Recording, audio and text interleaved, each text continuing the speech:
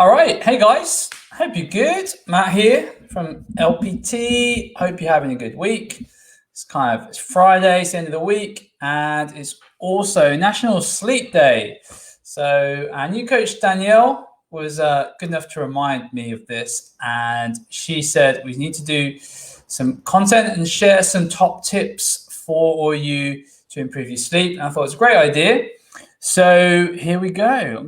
I put together a quick 12 top tips to improve your sleep.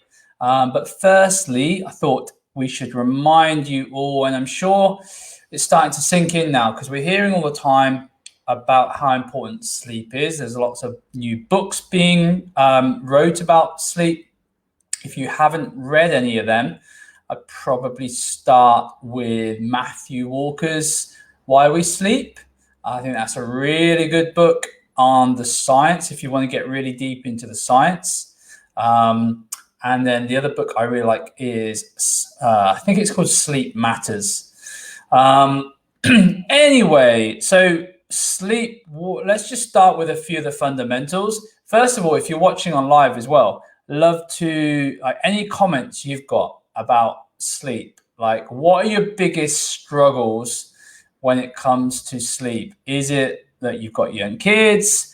Maybe you've got like a bit of insomnia, or I'd love to know like what, if you've got any questions as well. Just if you have any questions around improving your sleep, then pop them below. Listen, I'm not an expert on sleep, but it's certainly something that I've studied quite extensively because it really does have such an impact on our lives. When it comes to helping people improve their life through our lifestyle performance strategies at LPT, giving people nutrition advice and getting them to exercise, that's all kind of pointless if you've got no energy and no sort of capacity to actually fulfill the habits required to lose weight, get fit, etc. And that's really the point of sleep. It's our regeneration process. It's that chance to reset, regenerate, and allow you to perform at your best the next day. And if you're not getting adequate amount of hours of sleep, as well as the depth of sleep required, then it can massively impact your life. And anyone that's had children and gone through those first few years of having very little sleep, it's not until you realize just how important it is, and it's no surprise that they use a lack of sleep or restricted sleep as a form of torture, because it really is. If you're living on 2-3 hours of sleep, you just feel like you can't do anything. So again, comment if you've ever experienced that below. I'm sure there's many people that have. I definitely look back on those years of having young children, and I definitely don't miss that. So top tips. I put 12 together. Feel free to make some notes. I'd love to know which ones you are doing already, and maybe which ones that you feel that you could start to implement into your life. I can't stress it enough, guys. If you haven't, before I go into these top 12 tips, we get a lot of people that focus a lot and have focused extensively for years on their diet, and they've gone from one diet to another, extensively for years on fitness and exercise, but never even considered putting the same amount of energy into their sleep. And I'd love to for you to rethink that if you haven't, because if you haven't experienced what it's like to really focus on your sleep like it's like a military procedure and get the benefits and discuss them until later,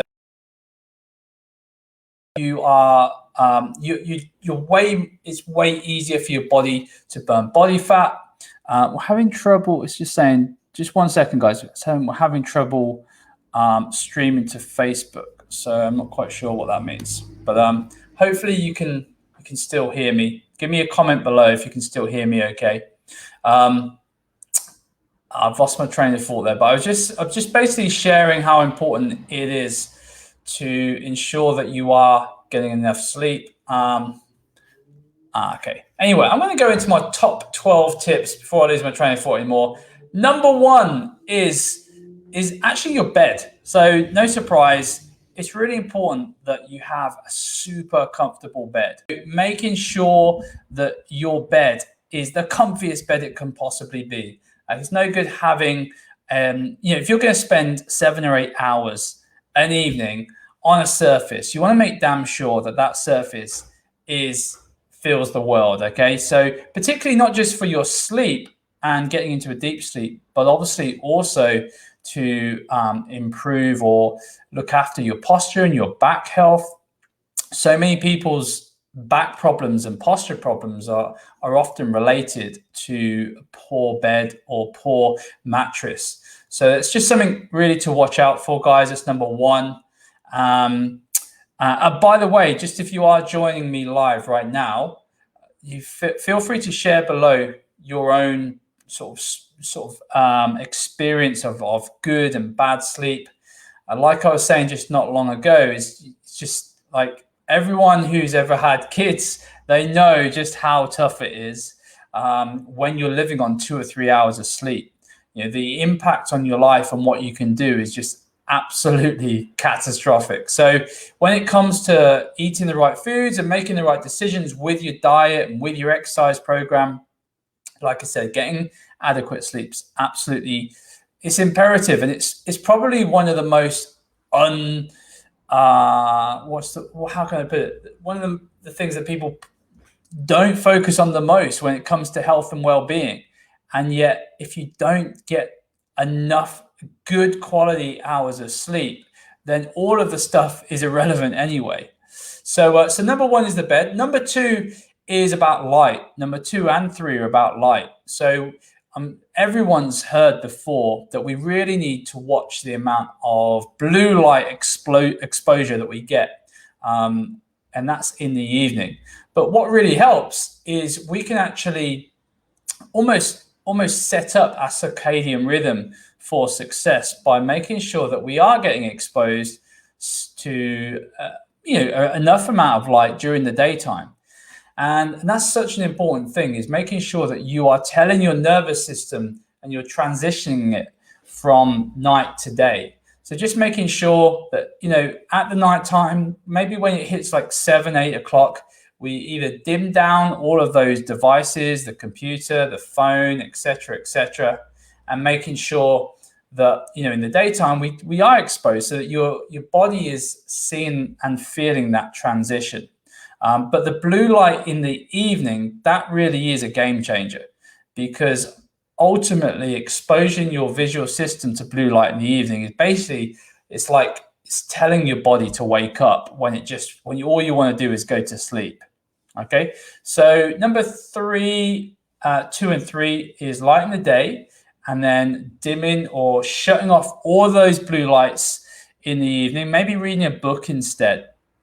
Number 4 on my list is all about caffeine. Okay, so we all know this again, but a lot of people don't realize that caffeine can stay in the system, depending on what study you read, anywhere between 8 to 10 to even 12 hours. Okay, so a good rule of thumb is to not have any caffeine at all. I try not to have any after 1 o'clock, but I think 3 o'clock is a really good rule of thumb, cutoff point to say no. And because ultimately that caffeine's still going to be in the system after that, those sort of 6 to 8 hours, you're still going to be stimulating the brain. It's going to be much harder for your brain to get into a deep state of sleep. Number 4 is a little bit similar to 2 and 3, but this is around having a consistent sleep cycle. Okay, so this is so important, is having a consistent sleep cycle so that you're getting up and you're going to bed at the same time. Because again, what you're doing is you're teaching your circadian rhythm what to do. It's becoming a habit. And that's what your body really enjoys. Your body loves structure. It loves the habit. So if we can teach our body to do that, then, even if you're like 10, 15 minutes out, then not such a big deal. But, going to bed one night at 9 o'clock and the next night at midnight, really not good for your overall health and well-being. So that's where are we up to? We're up to 1, 2, 3, 4, 5, 6. We're talking supplements next. So, a couple of supplements that are quite popular for inducing deep sleep. Number one is one that I use most nights, particularly nights when I want to get a really good night's sleep, is magnesium. So we stock magnesium at LPT, but you can get magnesium from your food. But a lot of people will supplement extra magnesium. You can buy magnesium flakes and add them into your bath to get an ultra. One of the benefits of that is the absorption rate that you get from your skin, because your skin is like an organ, so you get that extra absorption rate. So magnesium is really good. Also melatonin. So obviously melatonin is one of the hormones that allows for the production of and maintenance of good sleep. And so actually moving on to the next one, which is more of a thing not to do. So if you want to really focus on your sleep, then cutting down or cutting out alcohol will be a game changer for you. And one of the reasons for that is, just like I mentioned about melatonin being a production for improving your sleep, alcohol has a massive effect on disrupting that production of melatonin. So that will really have a big impact on your quality and quantity of sleep. And it's a bit of a paradox, because a lot of people kind of get confused and they feel like because they're having a drink, that's helping them getting into a deeper sleep. Whereas the truth of the matter is it's actually affecting them more than anything else.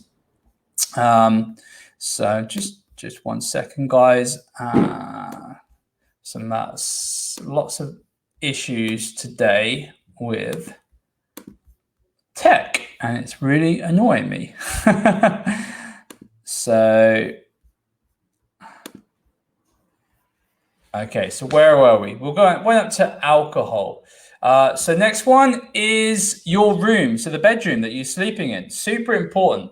Okay, so a couple of things. Number one is you want to be creating the right environment. You want to be creating an environment that's going to optimize your sleep. Okay, so ultimately this is going to be like a cave. And so firstly, try and switch off all of the TVs, devices in your room. Try and make it as dark as possible. Ideally, have blackout curtains if you can. Or if you can't, just wear a sleep mask. You can get some really cool sleep masks now. And then also the temperature is super important. So optimal temperature for a room to sleep in, it should be a little bit cool. So around like 19, 20 degrees has been shown to be optimal. If you've ever had it where it's been like a summer's night and it's really hot, chances are you find it really difficult to sleep. So the opposite to that really does work, is having a nice cool room. Okay, what about food? So yeah, eating late at night is a surefire way to disrupt your sleep, because ultimately what your body is doing is it's trying to digest all those foods. Okay, so ensuring that you're not eating too late is really important. So giving yourself like 2 to 3 hours is a good sort of target of time to allow your digestive system to break down the foods that you're eating. And so that's a biggie actually. So next up, we've got having stress. So stress is obviously huge. If you go to bed and you have like a really stressy, busy day, lots on your mind, then the chances of you getting into a deep state of sleep are very slim. So having a routine, setting a routine up for yourself. So I did a podcast. I think the last podcast I did was all about your pre and morning routine, and I called it Winning the Day in 1 hour. So if you haven't checked out the Mastering You podcast, then go check out that. because I talk about sleep in that podcast as well. But I also talk about the importance of how to start the day. But having a sleep routine, like, so whether it's doing some breath work, doing a 5-10 minute meditation, maybe a little bit of a journaling. So just any sort of thoughts you got on your mind, just, even if you're not sorting the situation out, but you're just writing that stuff down. So it just gets it out of the head. Absolutely vital. Really, it will help you massively just to kind of get into a deep sleep. Last two, so number 10 and number 11. So number 10 is, no surprise, is exercise. So just by doing some I was going to say intense exercise, but any exercise really is really going to help boost your ability to get into a deeper sleep at nighttime. If you've ever had a big workout, you always find that evening you sleep so much better, because basically what you're doing is you're forcing your body and you're saying to your body, look, I need that rest and recovery time now. Please give me some rest.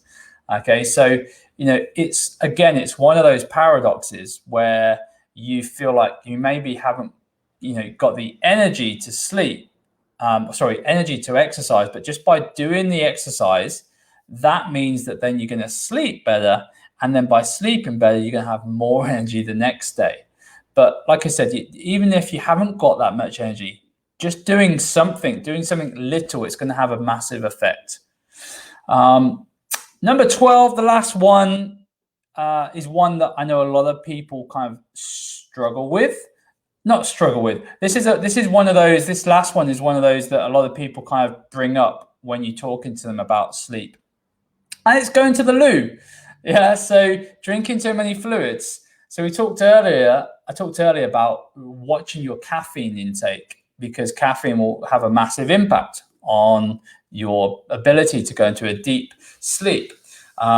So yes, we want to be getting lots of fluids in the day, but ultimately we want to get those fluids parked up in the start of the day, because that's when you want the most energy. You're going to be busy all day, so we don't want to be getting to the end of the day and then feeling really dehydrated.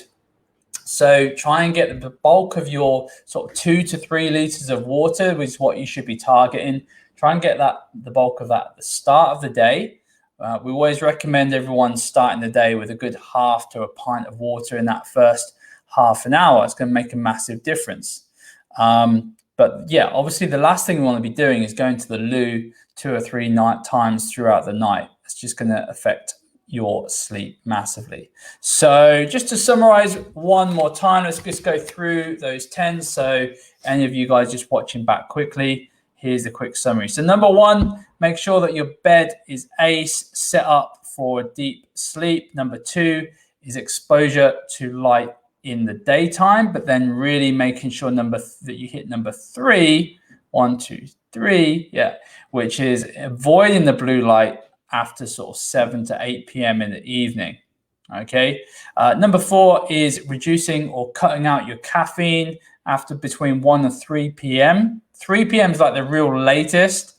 And then 1, 2, 3, 4, 5, we're moving on to having a consistent sleep-wake cycle. So really deciding, trying to stick to that. So we're teaching the circadian rhythm, when we need to be going to sleep, when we need to be getting up. Number 6, magnesium melatonin as a supplement to boost sleep and to help you produce more melatonin. Number 7 is reducing or cutting out the alcohol, because obviously that's going to affect the melatonin production. Number 7 is having a cave room, setting your room up so it is accustomed to deep sleep. Okay. Number 8 is do not eat too late. Number 9 is you're having your pre-sleep bedtime routine, meditation. Number 11, and I think that last one was 10. Number 11 is getting that exercise in, and number 12 is reducing your liquids. Okay, guys, so there are my top 12 tips. Hope you've made a note of those, and you can thank me later when you start sleeping like a baby and having loads of energy. It's National Sleep Day today, and hopefully you've got some useful tips out of this. Just before I go, just want to say a massive well done to everyone who has been following our Get Your Mojo Back challenge, all of our LPT members. Big shout out to all you guys. And then also just to let everyone know that we have finally just opened up for the first time, and I can't remember how long, but we've opened up this week applications for our first 6-week transformation program of the year. Can't believe I'm actually saying that because it's going to be April before we open. But it's really exciting. We've got people already joining, and they are really excited about making 2021 the year they get their health and fitness back. So if you want to be one of those people, then get in touch with us, drop us an email or a message, and I'd love to talk to you. Okay. All right then, guys, take care. Have a great weekend, and I'll speak to you all really soon.